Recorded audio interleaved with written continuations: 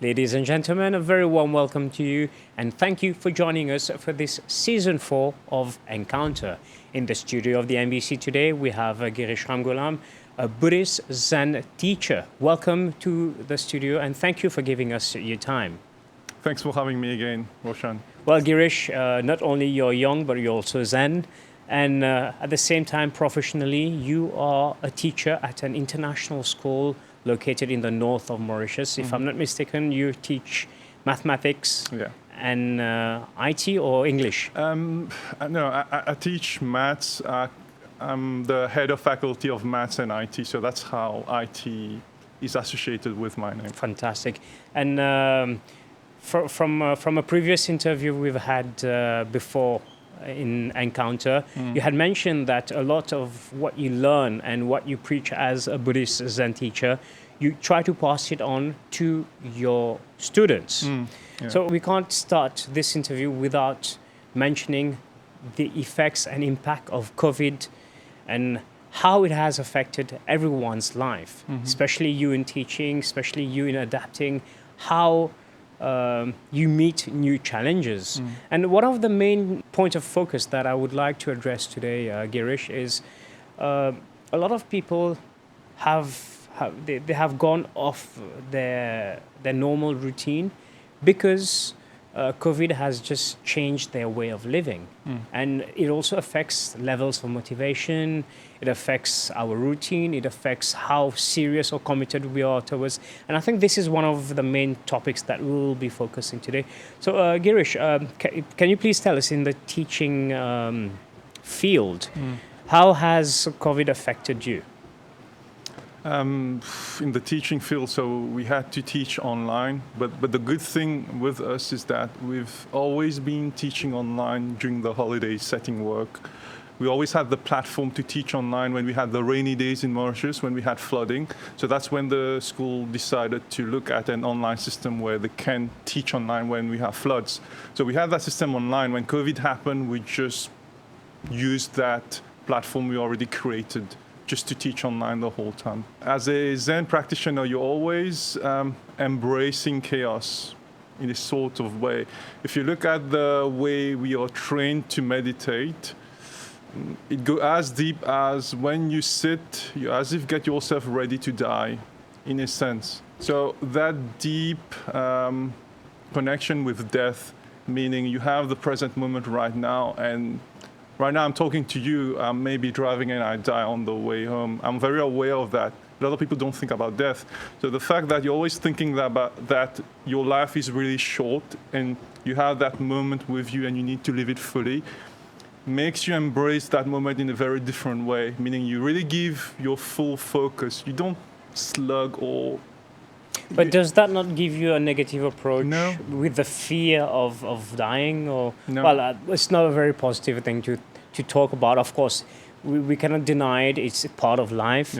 But does it not limit your options and your opportunities and how you go forward then, if you keep that in mind? Actually, no. I'll tell you a talk I had with someone very close to me.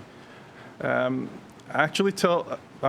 a discussion, since we have a very strong friendship, I told the person that, I'm very aware that I may die or you may die. So this moment right now where we are sharing, we're talking about our life experiences, that's very unique. And I really want to tell you how much you mean to me. So that realization that death is around the corner actually makes me live that present moment very intensely. And obviously it's not... I don't talk about death with the students, but when during the COVID, when we were isolated and we were having our lessons, they were very intense lessons. But one thing I've done is, for me, my life is very clear in terms of priorities. What are the things which are very important for me? And I can easily share that with you. It's not that personal. The first one is professional work, so I need to dedicate a certain number of hours to it. The second one is exercise. I need to exercise so many hours. The third one is meditation. It's very important. If I don't do it, my day doesn't go well. So that's the third one. The fourth one is research. I need to be reading about new things, listening to new people, or discussing with friends, coming up with ideas, or it's just me writing down. Okay? And the fifth one is actually family time. That's very important for me. Friendship has a great place in my life. I would actually do anything for friends, actually. It's that extreme.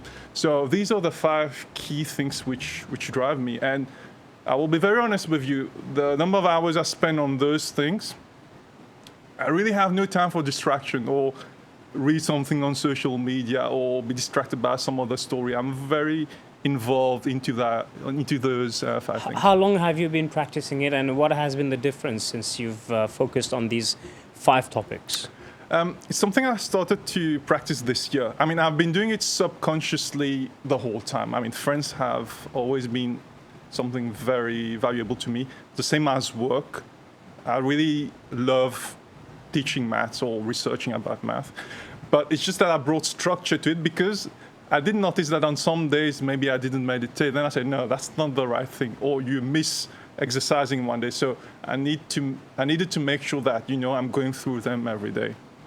So you say out of the 5 things, number 1 was work. So you have a number of dedicated hours that you devote to work. Yeah. Then second thing, you mentioned about meditation. Meditation, yeah. Is there a specific technique that you practice every day? I remember you mentioning staring at the wall. Yeah, staring at the wall. So that's just staring at a blank wall. Yeah. Can you please share with our viewers what it is? Yeah, it's an amazing practice. It's the Zen way of meditating. So you basically have your eyes half opened.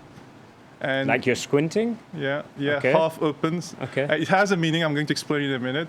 You have it half open and you look at the wall and your hands are in a certain mudra, like we say, in certain sitting position. It's the Buddha way of... Yeah, and your feet can be half lotus or full lotus, depending on how flexible your body is. And you look at the wall, For 5 minutes? At least 15 minutes, because it takes at least 15 minutes for the mind to calm down or put you in a sort of state. But if you can manage 5 minutes... It's a good start? It's a good start, I would say. But thoughts still come in your mind when you're looking at a blank wall? That's the practice, actually. You look at the wall. The reason for looking at the wall is because it's static, right? Yeah. And you won't be distracted. If you look at the flame, it's still moving a bit, and those sorts of things. Or if you look at the flower, you may be distracted by its beauty. So the wall is very flat, and you look. The reason why it's like that, it's because it brings a sort of equanimity to you, because you look at it in a very neutral and detached manner. And the reason for the eye being half open, half closed is because that's the practice you should bring to your life, where you're not fully extrovert in the physical world, but you're also inside of you in terms of inner peace. So you're half inside, half outside. That's a practice. And you look at the wall with your eyes half open, because it's going to be a challenge to keep your eyes still. It's going to become teary. You may have the tendency to move your eyes or check what's happening. So when you say you stare at the wall, you don't blink your eyes? No, you try not to. Oh, you did not mention that. At the start it's not easy, but I can actually do that. Geerish, you also mentioned about you spend time on research. Of course, family and friends, that's your personal life. But research isn't, you spend X amount of time every day reading about things that you're very passionate. Yeah. Is it about teaching? Is it about what you teach? Is it about how you teach? Is it about what you want to know about life? Is it something... A broad range of topics. It could be about teaching. It could be about math. It could be about a certain practice. It could be about what's happening in Korea. It could be about artificial intelligence, how we're going to use it in self-automated cars, like Elon Musk is doing with Tesla. It's a range of topics. I'm just very curious. It's just what? You keep on educating yourself. You know what's beautiful with that moment of research? It has no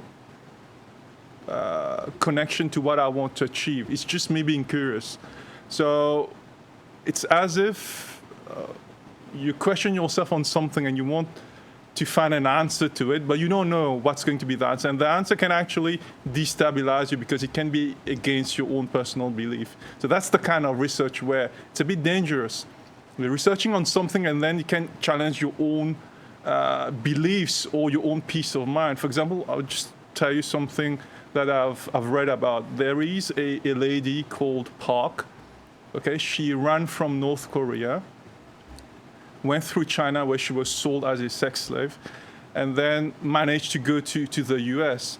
And then now she's fully independent and she gives interviews where she talks about her trauma. Mm-hmm. And she was saying that in North Korea, the mothers, they prefer to sell their children to China as sex slaves rather than stay in Korea, because that's a better life.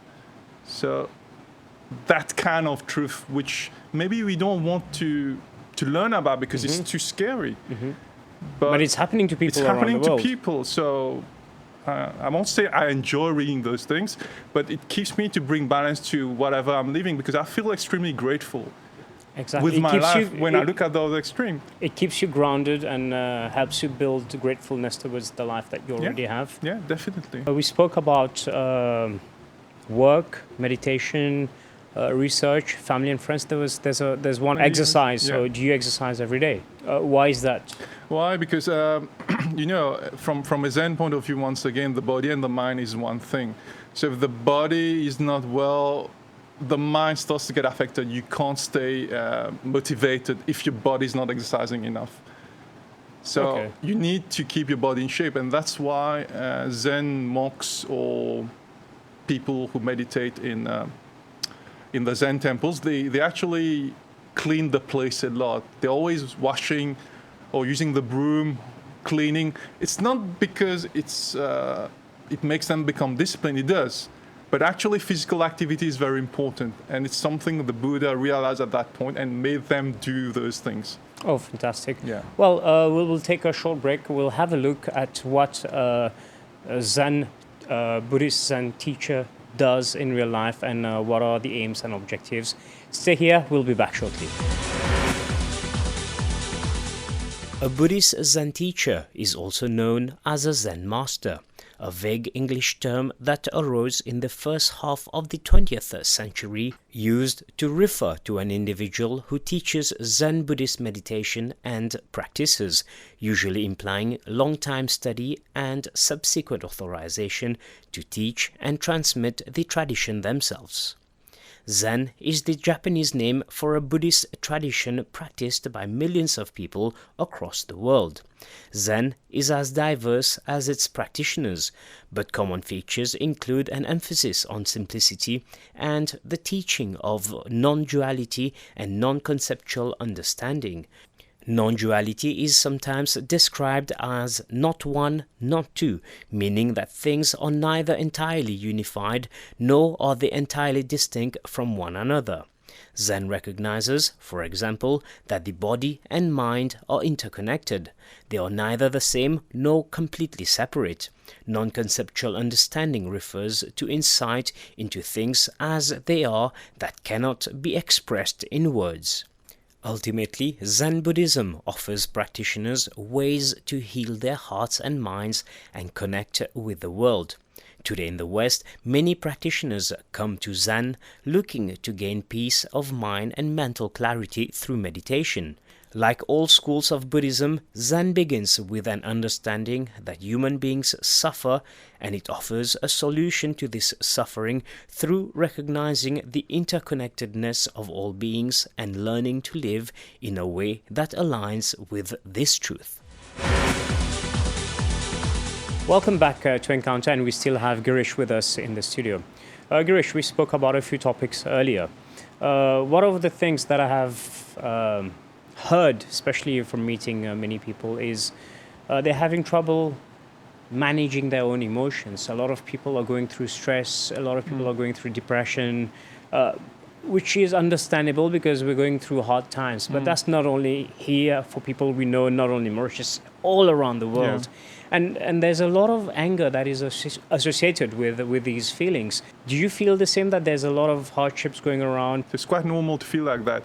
But it's not the feeling of anxiety or stress or anger which is really the problem. I think the problem is we don't have coping strategies for those things when they happen to us. Okay. For example, when we are stressed, people tell us, no, don't get stressed. It's going to be fine. But that's not a solution to just say, don't get stressed. There should be coping mechanisms. The way how the coping mechanism of people with anger and other emotions, I don't know if they're dealing with it the right way. And it's something that I think would be very interesting that we talk a bit about.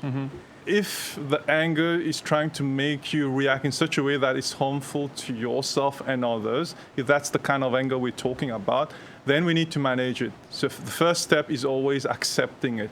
But you have to be mindful to know how much it's affecting you, because then you lose your peace of mind. The other person is fine and you're still thinking about it about 1 hour after. It's draining your energy. But I don't know if many, but I think most people don't even realize that how it's affecting them hours, days, weeks, or months after. So this is where I'm trying to have an answer, or probably an advice from a Zen teacher how to go about. I mean, it's all about awareness. So when you can feel it when you're starting to get angry, right? And when you started to get angry, I mean, you sense your heartbeat changing, and you're not fully yourself. So from a Zen point of view, you need to intervene at that time. So how do you intervene? You need to slow yourself down. And if you're someone who is very hot-tempered, you get out of the situation. So you get out of the conflict, go in a quiet place where you can actually calm yourself down. Option 2, you can go for a run. You get the right chemicals in the body to calm you down again. And then once that calming down phase happens, it could be also talking to a friend where you're just venting. You know, that thing happens also. Once that calmed down, then you actually are in a space where you can actually analyze why you were angry. So when you're sharing it with someone, you're also putting it into perspective of why you were angry, and helps you understand better. So it's a good thing that you call a friend and just vent it out. If the person is okay with you venting and is a good listener. Okay, that's very hard. But they hear you, but do they listen to you? I actually have people like that who would listen to me if there's something. But yeah, depending on the context. Oh, fantastic. I wanted to come back into your world of teaching. How are you passing on your values, your core values onto students? I still meet students after 13 years. Last week I met with my students after 13 years, and they are in finance. Some of them are doctors, some are engineers. And they still carry fond memories of whatever we used to discuss in class. And it made them dream and actually visualize things which now they are living in the engineer world and all that. And that's interesting. And what I find amazing is after 13 years, we can still connect and actually sit down and talk about the things we've done. So to me, that's meaningful relationship when it actually has the same connection after so many years. And now with things getting back to the new normal, and we are learning to live with the pandemic, what would be the advice you would give to people going forward to better adapt, to improve their quality of life, or any tip that you would give from a Zen point of view to help people in their everyday lives? Yeah, I think the first thing it makes us realize is the concept of impermanence. I mean, if there is one truth in the universe, it's the concept of impermanence. Everything is changing. I mean, we're talking right now, and last time we talked was 16 months before. I mean, the two of us changed. I'm a different person. You're a different person too. Our friendship also changed. And that's how it's always going to be. We're always changing.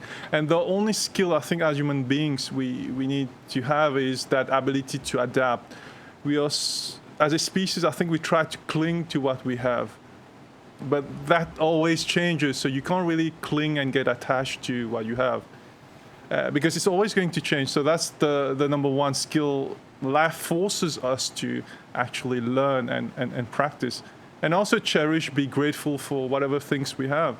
Sometimes we have good friends, good family members, and we actually don't give them the time needed because we're always chasing something. We want things to change, but we are not valuing the things we have. So that's why, to me, friends and family is like one of the things I need to give time to. How do you give time to them? You spend time with them, just sit down, we go out. How does it work out for you?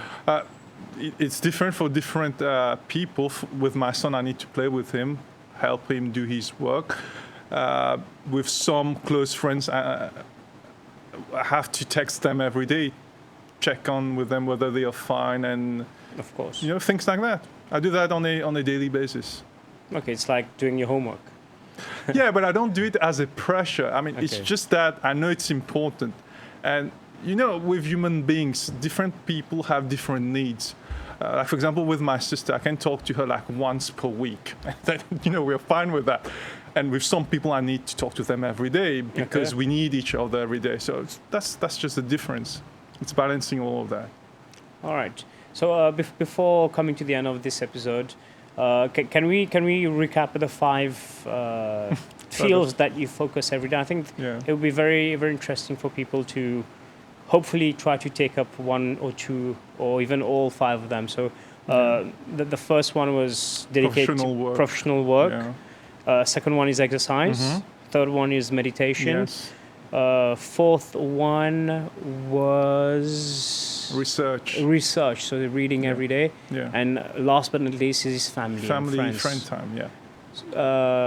Like you have, I have to ask, you have a timetable for it?